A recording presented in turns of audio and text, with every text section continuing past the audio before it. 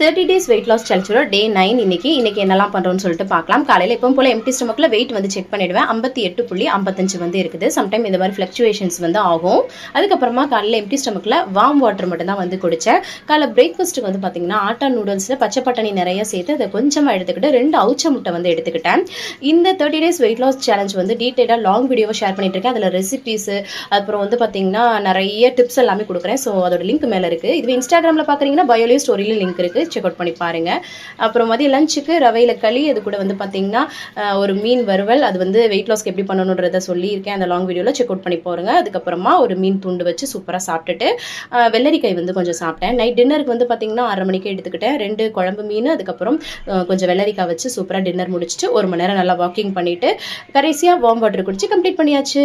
நாளைக்கு என்னெல்லாம் பண்றோம்னு சொல்லிட்டு பார்க்கலாம். லாங் வீடியோ மிஸ் பண்ணாம பாருங்க. தேங்க்ஸ் ஃபார் வாட்சிங் ஃப்ரெண்ட்ஸ். பாய்.